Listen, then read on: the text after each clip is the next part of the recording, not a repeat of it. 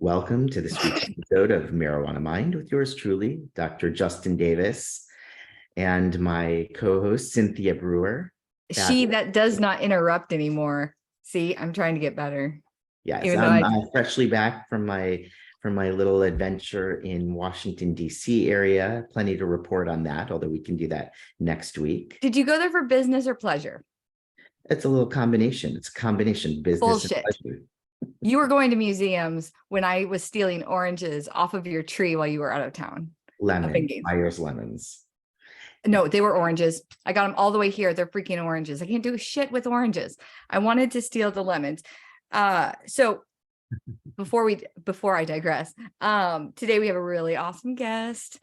We've been waiting a long time for this gentleman to join us. CEO, founder of over 5 incredibly interesting and successful companies and projects, speaks fluent Spanish-ish. According to your LinkedIn, you speak fluent Spanish-ish. I thought our listeners should know that. Out of Santa Barbara, California, Jacob Tell started his work pre-Wi-Fi, pre-social media, if anyone can remember those times, with a comprehensive hands-on approach to building the brands and images of the music industry, and then transitioning into our wonderful mess of cannabis industry. So today we have Jacob Tell. Welcome to the Marijuana Mind. Welcome, Jacob. Thanks for having me. I appreciate it. I really appreciate being here. I'm glad our schedules finally aligned. The stars aligned, and here we are. No. You did not fail to please, because the background is amazing. I love the fact that he's got all these posters up and there's so much to look at. It's much better than the guest that came on who was in a closet that one time. Or the bar closet, actually. No, I'm kidding. Yeah. Justin has PTSD from a guest who was in a closet and had a barking dog. And even though that is still an active show, like, he will not get over it at all. So we love dogs, though. Do you have one? Of course. We have a fur baby. Her name is Maddie. She's 15.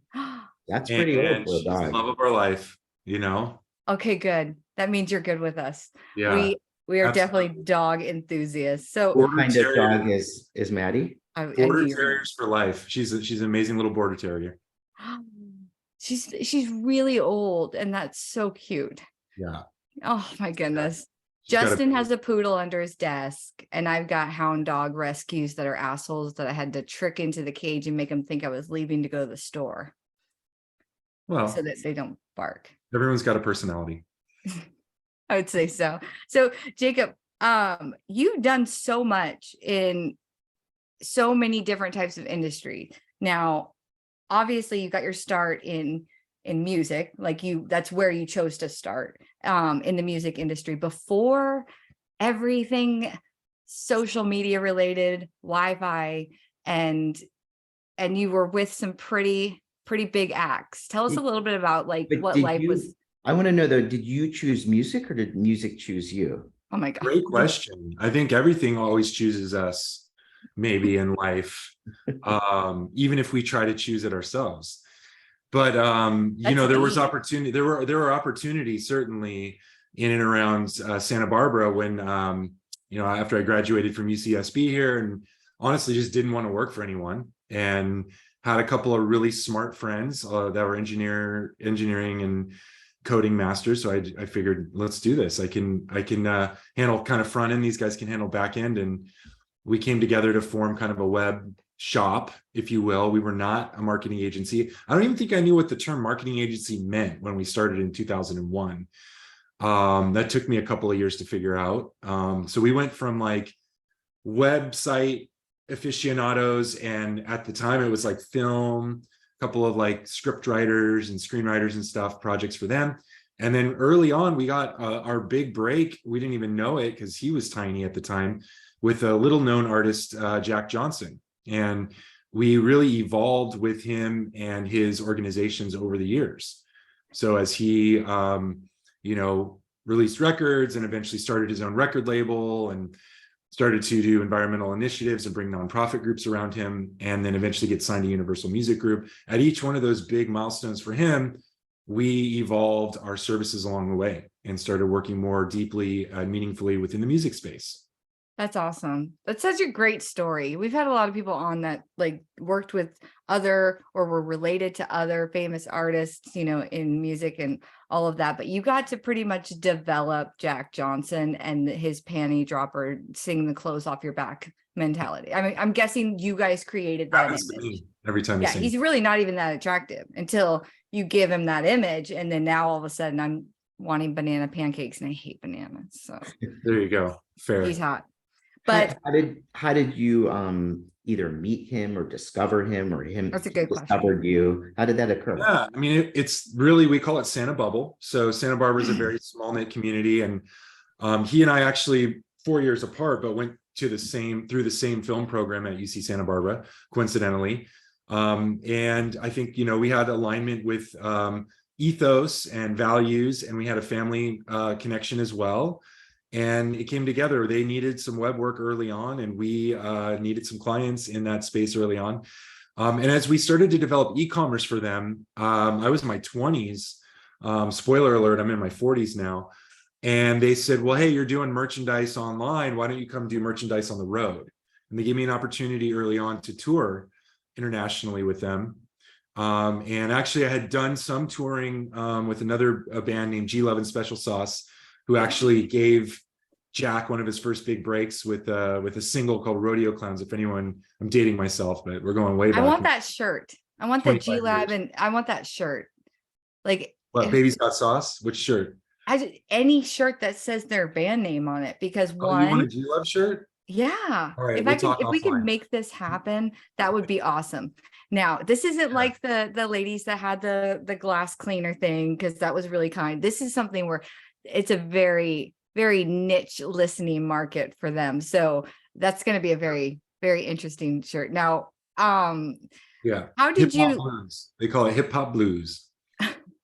We had a guy on that was like obsessed with, he toured with that ska band that had what was that name? Oh my gosh. Big White Undies? No, he had they kicked him out. Anyways, there was like a big drama about the ska band.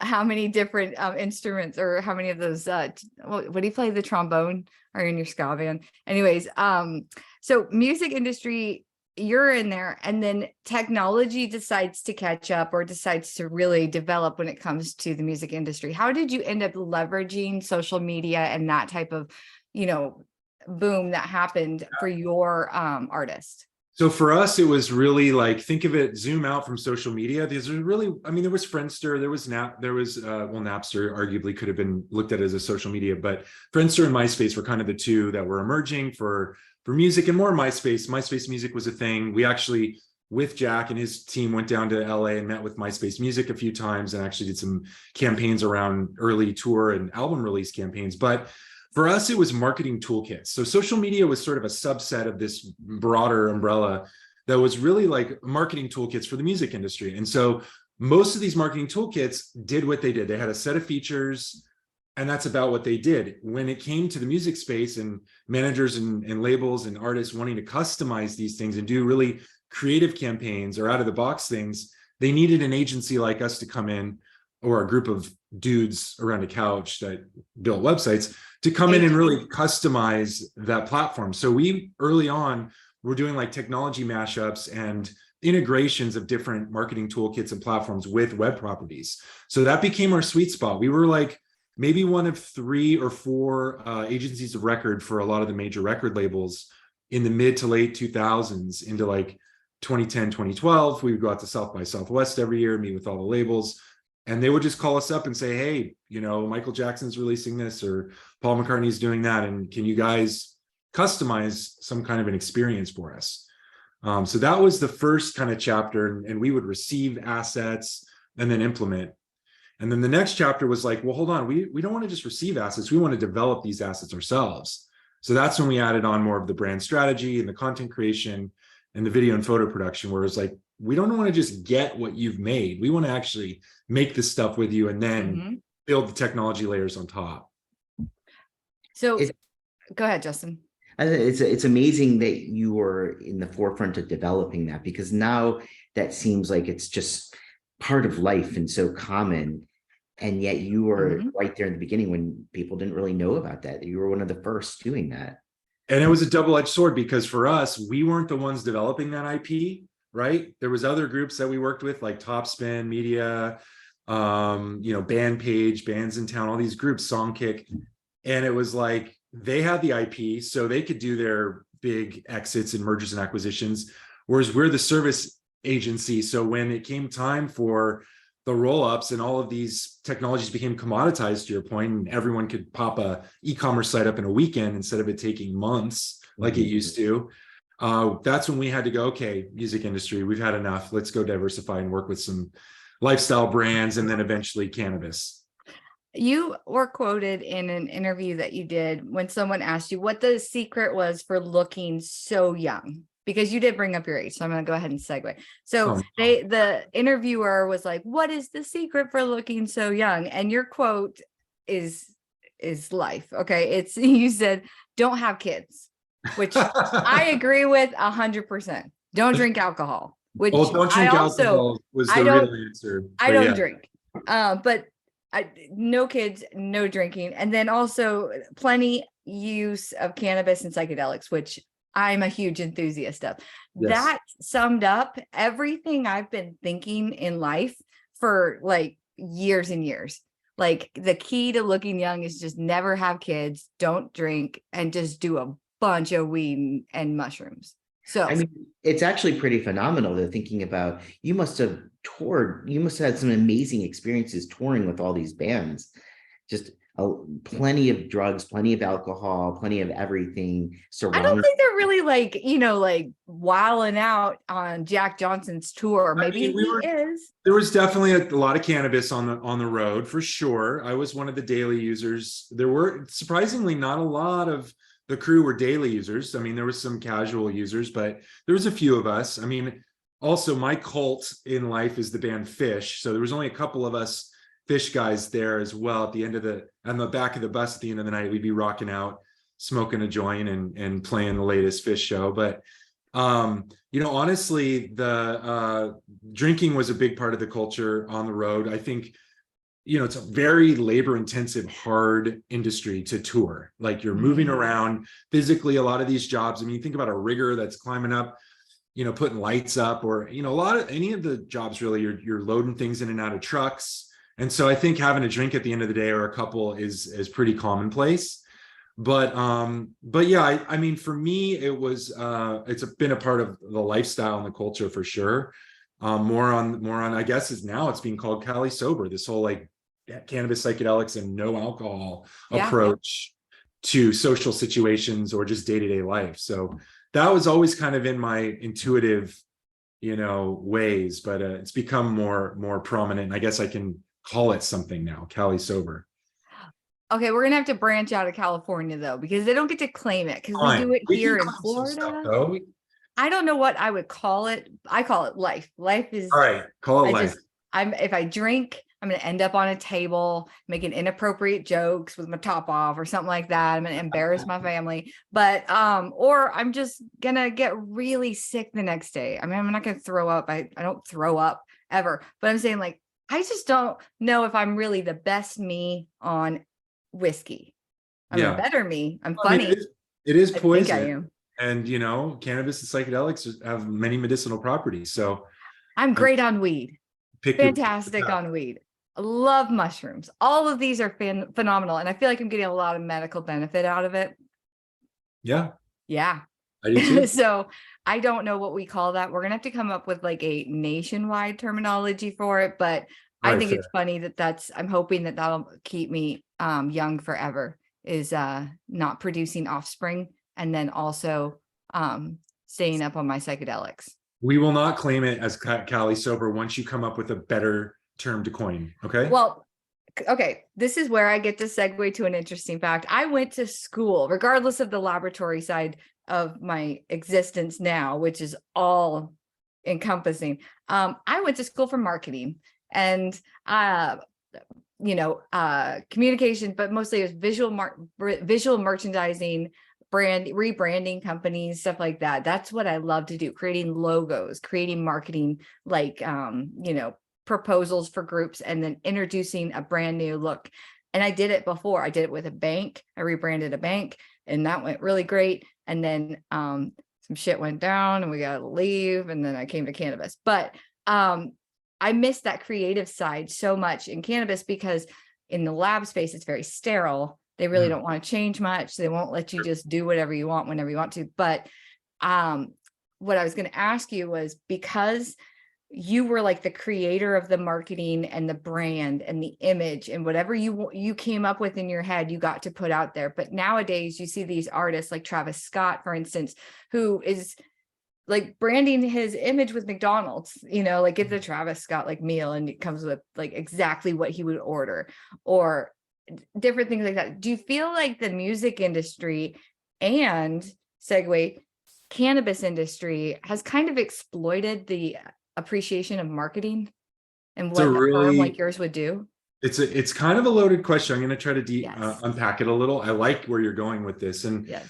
I think what I'm going to say first is that as we've gone from analog to digital in a lot of these industries, music was first. Certainly we see film, TV, newspapers, video games, all these things kind of becoming more, digitally accessible, streaming, all these things.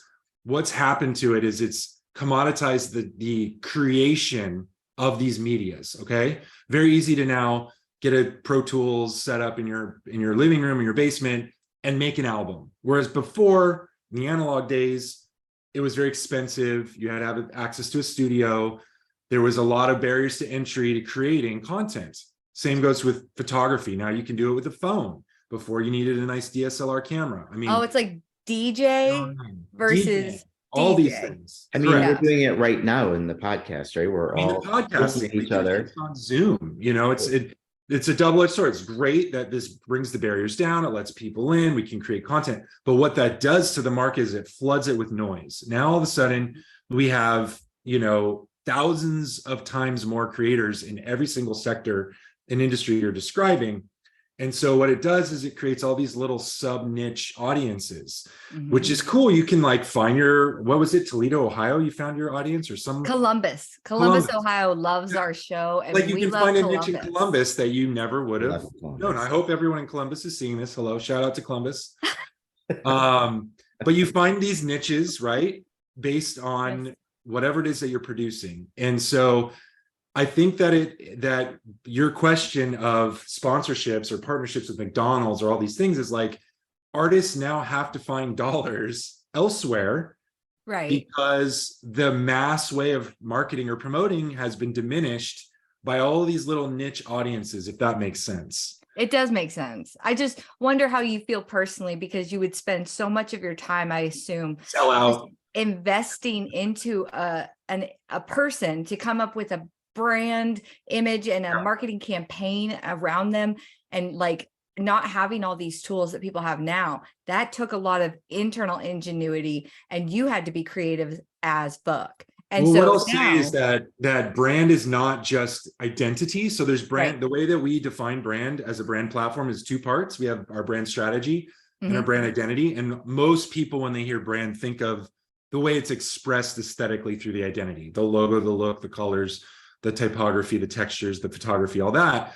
But the strategy is the foundation. So if you're defining your strategy with a set of values, for example, where I don't align with fast food brands as a brand, I don't align with certain types of industries, I don't align with, the NRA, the gun lobbyists, or I don't align with whatever as a set of values, then when those opportunities come up, you have this nice litmus test to go, that doesn't fit. Let's pass on that. That doesn't fit with what we're doing. On to the next. And so I think it's really critical to have a set, solid brand strategy with a really strong set of values, so that when those opportunities arise, you know what aligns or what doesn't. Yeah. Is it difficult, do you think, cannabis versus music? Like, are you able to carry over all of your talent from the music side into the cannabis world? Or so music was cannabis, like, Prop 215 days in California, the medical days, the gray market, like the music industry was very tied up in all of that. So when we see cannabis industry, it was kind of already overlapping. It was like a Venn diagram with the music industry. And there were a lot of players in and around that. So I think like those early sponsorships that developed between a musician or band or a DJ and a cannabis brand, they were kind of authentic, and a lot of those I think were kind of cool. Maybe they weren't executed the best ways they could have been, but I think now, to your point, we're seeing a lot more sort of like, how do we just move this product because of all the issues we're having in the industry? They're like, well, can we just slap a name on it? Can we do logo slapping? And I think that is inauthentic, and consumers will smell it from a mile away and see through that. So and they love it too. They love it. They know what they're getting. They're getting duped into something because Mike Tyson, I know, Right. well, I don't think a music career, but Wiz Khalifa. Okay. You know, that's burner from Cookies. Okay. Musician, weed, Wiz Khalifa, artist, weed, you know, and there's more and more coming on. Puff Daddy talking about taking over one of the largest cannabis MSOs in the United States of America and creating the largest minority owned business in the United States of America, probably the most profitable since we've been started as the USA. But I mean, artists and cannabis brands keep popping up left and right. I think it's definitely like goes hand in hand. If And you then think you get about that diagram, you know, where you have overlapping circles, it seems like you have cannabis there in the center that's now bringing together, maybe in a way that wasn't as at least obvious, the music industry and the sports industry. Big time. Health, wellness, and actually the brands that are coming around now that can afford agencies like this, because a lot of the smaller cannabis brands really can't, are the ones that are more in health, wellness, and the active lifestyle. You're right. Like I think we're starting to see more of like, I don't know if you want to say the medical value, but certainly the wellness value of different terpenes and different cannabinoid profiles. And we're starting to see these expressed in protein shakes and different kinds of wellness supplements and different kind of product SKUs that weren't the first, certainly, to roll out in the dispensaries, right? Whether it's CBD focused or THC focused. Florida's still very, very conservative with theirs because we're medical only market. Right. And we had to do everything ass backwards and upside down. So, you know, but we do. Isn't that just the motto of Florida? Yeah, it's like Florida, ... We tried. Like, we're sorry. What the Florida? You know, there's some people can't Florida.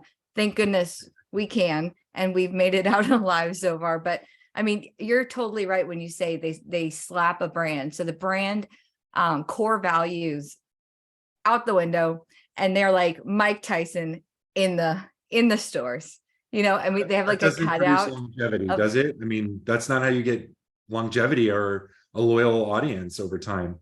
Dude, I tried to buy the cutout of the champ. Like, I mean, and I wasn't there for the champ's medicine. I did happen to purchase some, but I know he didn't really have a lot of, you know, involvement in it. But I did get to meet him in Vegas, which is great. I know that in Florida with like Wiz Khalifa and Truly, like he's not like on site saying, okay, do it this way. Like it's just like slapping the name on there and then getting that kind of attention.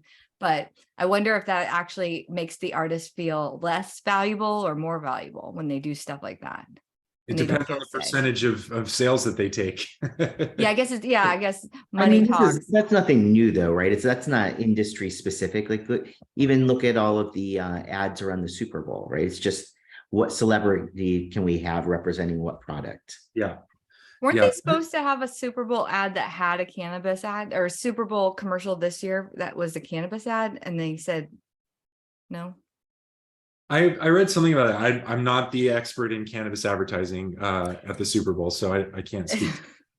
That's fine. I just thought you may have known because I vaguely remember. But so talk about with us like what your role in the cannabis space and psychedelic space, because I do know a little bit. Let's talk about District 216 and what you're doing with that. You are the CEO. Yeah. So really, our agency has acted a little bit as an incubator over the years. We started a technology company called Storywall that ended up on the road with Jack Johnson and at venues and sporting events that took live content and fed it into screens so that it created audience engagement at events. That was incubated out of Uniricom, out of our agency. And most recently, we've incubated a social club, a membership-driven social club here in Santa Barbara, starting with live, real physical events. We've got one coming up this weekend. We've actually had a weekly Wednesday lecture series. And the idea of District 216 is that we're creating edutainment-driven events. So that's education meets entertainment. And it's based around 4 pillars of content. So art, music, cannabis, and psychedelics. And we're bringing together people to build community around policy conversations. We're actually in the middle of a decriminalizing plant medicine initiative right here in Santa Barbara, in our hometown, kind of, think global, act local kind of mindset there. Also around the entrepreneurial business side of things, also around the sort of ceremonial plant medicine, Native American reciprocity side. And we're also looking at building in sort of the artist, burner, musician, creative community to this as well. So bringing together a lot of these groups to create a broader community. And the idea of us going outside of Santa Barbara globally is that all of the content and all the interviews and all the lectures that we film, we're building a library, and we'll be releasing that over the summer with some premium memberships to access that content as well. So we're very excited about this, and it's definitely my baby. And yeah, thanks for giving us a shout out. I think it's great that it's a members only psychedelics club. I love that you're reinvesting into the community by educating people on the medical or any benefits whatsoever, because psychedelics will be the next cannabis. And people are slowly starting to get there. You make a clear distinction between cannabis and other psychedelics. We do. Okay. We do. I don't mean that from a molecular standpoint, right, but certainly from, I'd say, culturally, industry-wise. Like one of the went out to MJ BizCon this last November in Vegas, and we went to this really great day out there called the Remind Psychedelics Business Forum. And one of their big takeaways was that, this is not cannabis 2.0. Cannabis is a commodity and psychedelics is a service. And I think that ethos is something that's stuck with us, where there's a lot of early members are actually in the psychology community. They're therapists. They're looking at new tools that they can bring into their practice and looking for ways of doing integration therapies and, setting intention, thinking about set and setting. A lot of these concepts that we've kind of, maybe we lost 50, 60 years because of the war on drugs, thanks to Nixon's administration. But in the 50s and 60s, we had a bunch of research going. We had a lot around psychedelics in the therapeutic setting that had amazing momentum. And we're now, of course, just seeing our clinical trials come back. We have FDA clinical trials going through their phase 3 with MDMA, psilocybin's around the bend after that. We'll start to see these compounds being prescribed. And my prediction is they'll be, federally prescribable before cannabis will be. What about DMT? Is that on the ketamine? DMT is still Schedule 1. Ketamine is not a Schedule 1. Ketamine is Schedule 3. Has medical value. You can prescribe it and use ketamine now. But DMT, I haven't seen a lot of legislation specific on DMT. I have seen some broader legislation that includes DMT in the list of compounds that they want to move from Schedule 1 off of and either decriminalize or move it to reschedule it to a schedule where they can do more research around it, which obviously includes ayahuasca. But some of the decriminalization legislation actually focuses just on plant medicine. So it wouldn't look at the synthesized DMT compound. It would look at ayahuasca because of the cultural historical relevance of these plants. And basically the nonsense of us saying like this handful of plants are illegal, but the rest of plants, many of which have psychoactive compounds or are poisonous or venomous, somehow those are okay, but these aren't. And so just to kind of create some sort of normalcy across the board with plant medicine. Right. Well, it does seem a little bit crazy that you can have, a small group of people probably who have never even experienced it tell everyone else, oh, this is okay for you to use this substance and not this substance. And particularly, you're talking about things that are just naturally God-given substances right. that are created, from a plant. Well, when I say cannabis or psychedelics is the new cannabis, it's not mutually exclusive. That's not what I mean. I mean, like the prohibition of a specific thing, plant, obviously in this scenario, then becoming more widely accepted, and then finding medical benefit to that, and then more acceptance nationwide, even with some of the states that we thought would never turn, like Idaho and Nebraska and South Carolina. Texas, of course, is baby stepping, but this isn't going to be, for anyone listening, it's not going to be anything like cannabis, because it's not going to be targeted at the same audience. Cannabis has kind of been targeted at, medically beneficial. Psychedelics, I do believe, are definitely medically beneficial, and other people that believed it at one time too. They were using it actively for couples therapy, for PTSD treatment after, post-war veterans coming home. So there was an acceptance as a treatment for, different psychological disorders or dysfunctions. And then I do believe that there are some maybe not so PTSD, not so serious psychological issues that it helps me with. Like when I take it, I love it. But it's controlled so much by the fact that it wasn't, I believe it wasn't segregated out because of minorities like cannabis was. It was like kind of more accepted by white old guys that were, utilizing it for practice for couples therapy way back in the day. And then it became abused by people just calling MDMA, ecstasy, etc. Do you think that people will respect the boundary of utilizing psychedelics in a controlled environment and making it more clinical and not so recreational like cannabis? I think it's a spectrum like anything. I think people will do what they want to do.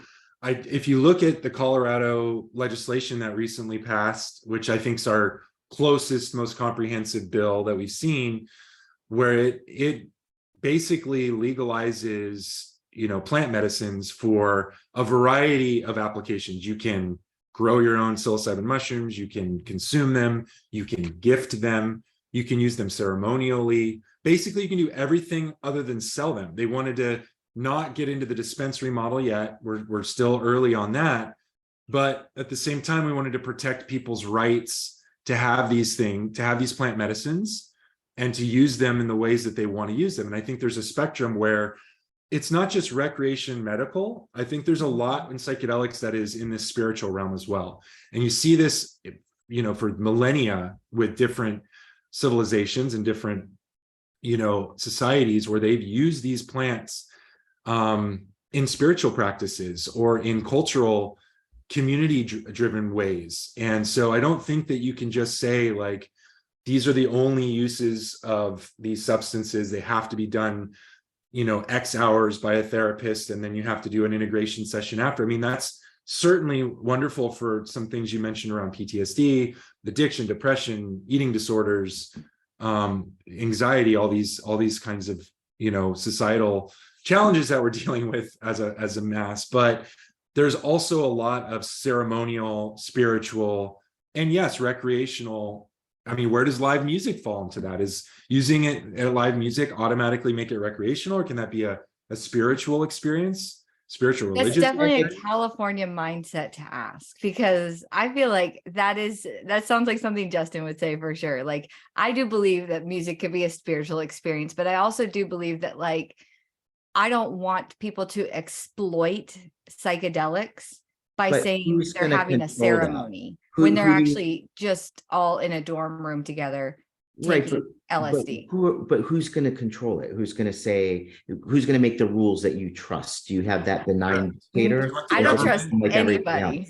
You want the government telling you can't? I mean, I'd rather have a group full of dorm room kids doing LSD than doing keg stands all night. 100% on board with that. I mean, I'm all for it. Like, if that's where they're going to have their awakening together as a community and do that in that setting, that I personally went through that myself in college, and I'm better for it. I mean, and that was, for me, I didn't know it at the time, but extremely spiritual, extremely introspective, extremely, tons of growth in a lot of ways. And arguably you could even talk about that from a mental wellness and a health and a medical perspective, even though it wasn't in a clinical setting with a doctor necessarily. But so that's where I'm just wondering, like, where those lines are. I mean, I think to Justin's point, it's like, who makes the laws and the rules about that?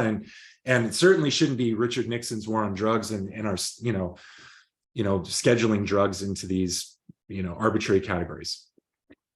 Yeah, we've talked about it a few times as far as which one we would prefer when it comes to federal legalization of cannabis, reschedule versus deschedule.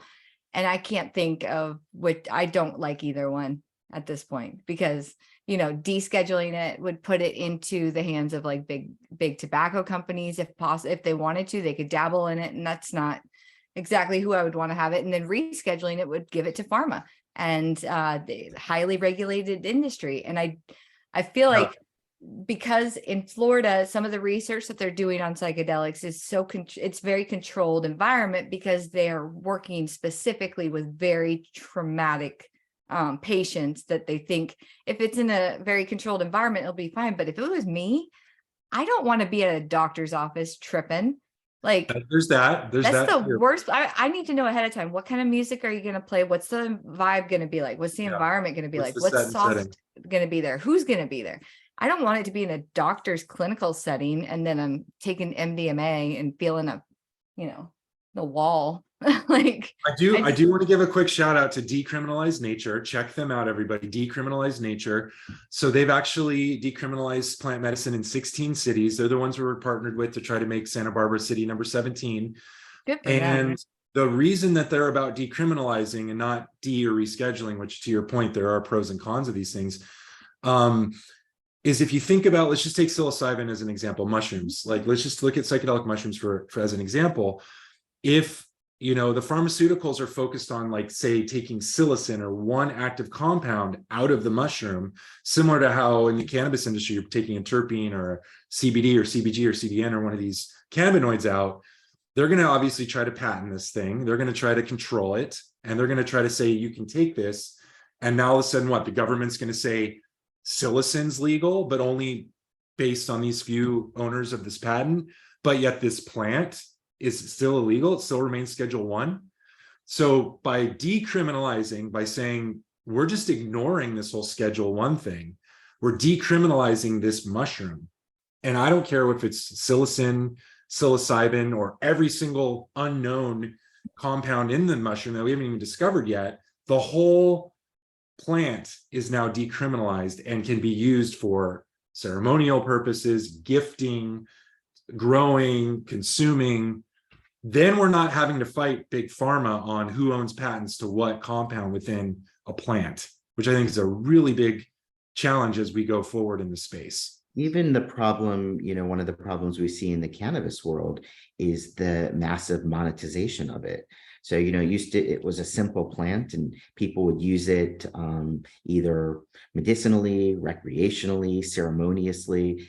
And now all of a sudden, everyone, Wiz Khalifa, Mike Tyson. Yeah, it was more community based, I feel like. And with that, there's a lot of baggage. It has to be a lot of regulations, if not even on commerce. Not to take away, if you're in the cannabis industry, that's fine, but there's a lot of problems with monetization of anything. Large MSOs accessible to everybody. A natural plant, whatever it is. Who's to tell one person that they can and cannot use it in a particular way? Or why can the companies here in Florida produce literally millions of plants and pounds of marijuana, make all kinds of derivatives from it, and then someone else gets thrown in jail for having a pound of marijuana or whatever it is, even a lot less than that, even just a handful. It doesn't make sense. Yep, absolutely, well said. It doesn't make sense. And so can we give the most access to the most people as possible for these plants? Yeah, without limitation. It shouldn't be like if you have a certain amount of money, you get to play with it. But it's also like, if you grow your own mushrooms, now again, your source and you're not having to worry about where this is coming from, or if it's organic or not, or any of these other things. So these are easy things to grow. It's not easy to synthesize psilocin in a lab. that's going to be done by the patent holders. I think something else you have to ask is, and people are going to have different answers for this, but when you talk about any kind of psychedelic, and I'm going to include cannabis in that, you're talking about something that's going to open someone's mind and make them more introspective, not just, not necessarily only for themselves, but collectively. But it doesn't necessarily create good workers, good soldiers, whereas something like alcohol, something like tobacco, it's like a quote unquote opiate of the masses, and it doesn't expand people's mind. It charges you up, so you anger up and so rage out. As a government, and you're thinking in terms of war and commerce, maybe you don't want people to be free thinking individuals. And are we okay with that as a society? Do we want to be controlled by our government? Or do we want to control our government ourselves? That's the question.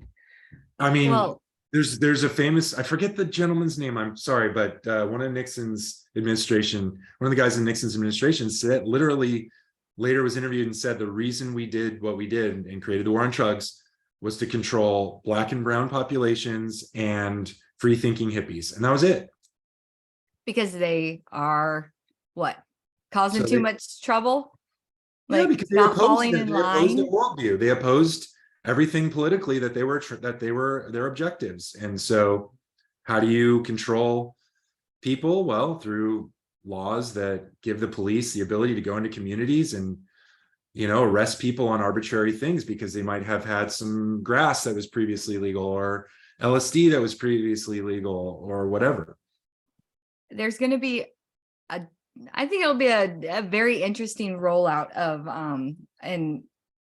it'll be interesting to see the acceptance behind psychedelics, because I don't think that a lot of people in the generation before me, like my parents, I don't think that they know enough about all of the psychedelics. They might be a little more hesitant, whereas they're very familiar with cannabis.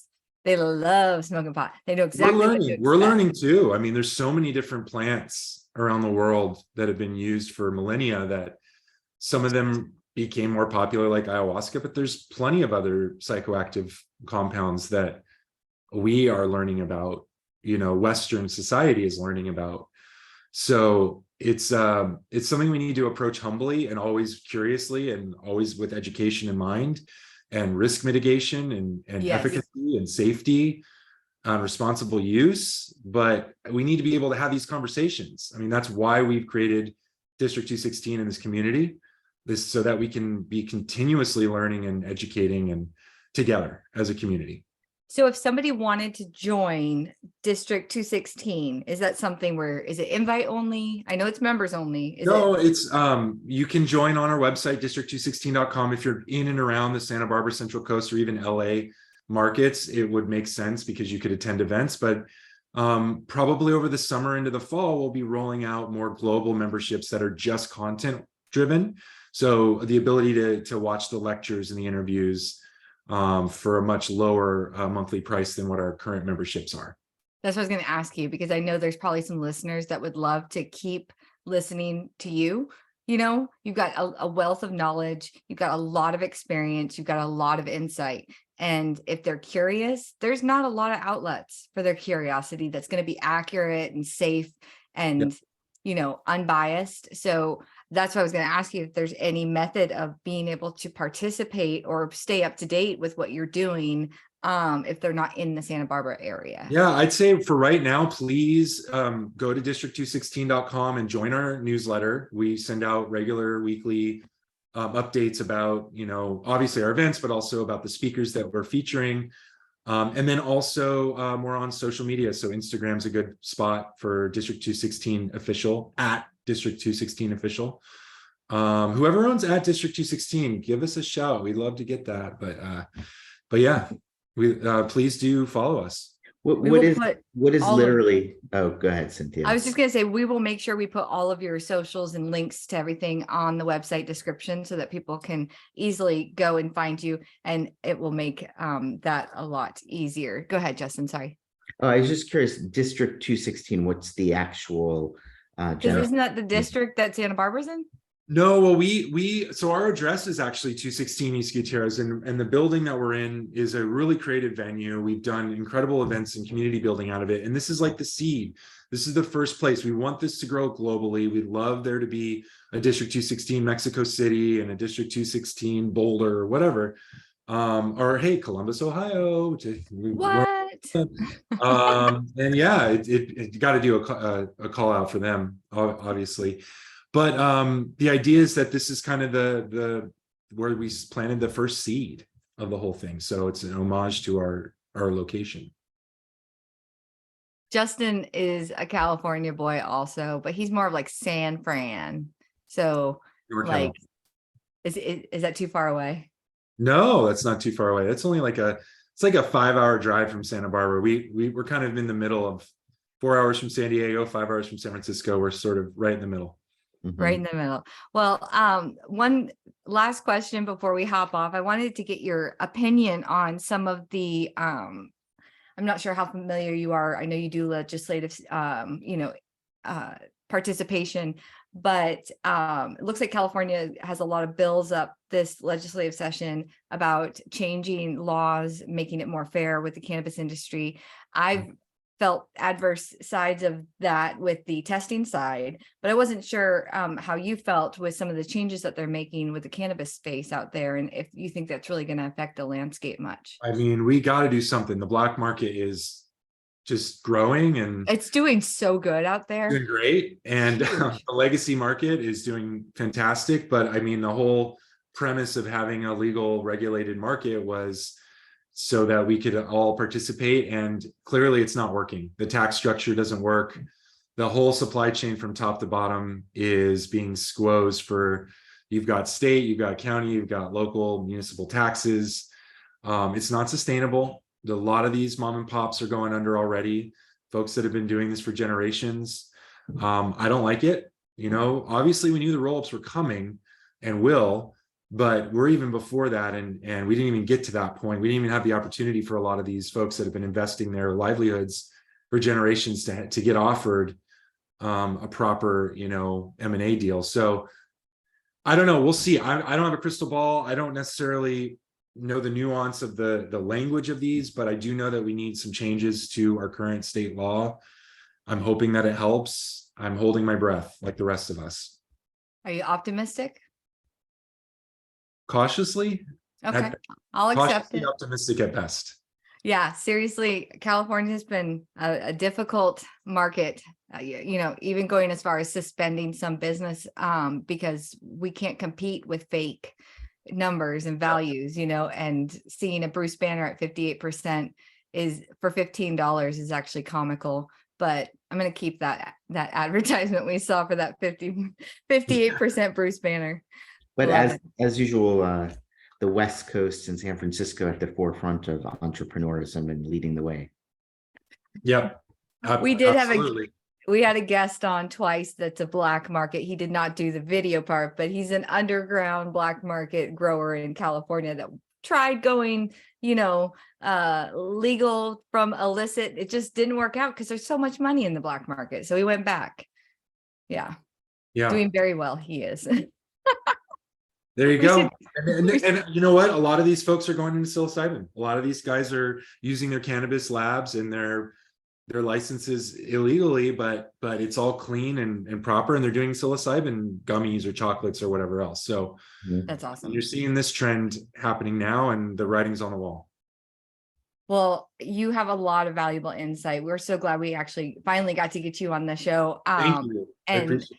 We didn't even cover like all of the companies, all of the wonderful things that you've done in your 40-something years, but you do look young. If Columbus wants, we could do a part 2 in the future, but they have to actually give shout out. They have to. Columbus always wants, trust me. We post this up, Columbus goes crazy. What's our number one international viewing? Denmark. That's what I thought, Denmark. I don't know why. Let's find out. Denmark. Do you know anyone there, Justin? No, I used to have a crush on a Danish au pair. Oh. That's similar. That's almost the same thing as, yeah. We'll, And I we'll want to, a allow little it. known, I think a lot of people don't know this, but Denmark actually owns Greenland, or Greenland is part of Denmark. Did you know that? No, Yeah, no, not many people do. I don't know much about the dens. And Trump is trying to get it from them. So there you go. It's an interesting analytics I pulled. When we hit our 100th episode, I'm going to definitely plot it on a map for you to put behind your head, because your office is incredibly vanilla right now. But My office? yes, your office. No, you're just in the background behind me is vanilla. Yeah, You should see my bathroom. It's amazing. I decorated your office. That's why you say that. Well, thank you again, Jacob, for coming on. You are amazing and very Thanks for having talented, me. and you've got a lot of great insight. We'll make sure that everyone can be connected to all of your socials, and find you and follow you on Instagram. Is there anything else you want to plug and play while you have time on the show? Anything you want people to know about? I mean, if you put the socials down there, check out onuricom.com. I will not spell it. They will put a link for you, and check out district216.com. Those are the two that we chatted about today. So I appreciate you both. Thanks for having me, and I'm happy to come back if Columbus wants part 2. They're gonna want part 2. They're gonna want more. They're like manja. They're just like all over. But yeah, we have a lot of other stuff we didn't cover, and you're a little bit of everywhere. So we'll go ahead and we'll link these up for you. This is Cynthia Brewer signing off for the Marijuana Mind. We will talk to you all next week, and my wonderful co-host Justin Davis, keeping it Jay lean, Nasty. green. Good seeing you. Thank you for joining us again, Jacob. And thank you, Jacob. Thank you, guys.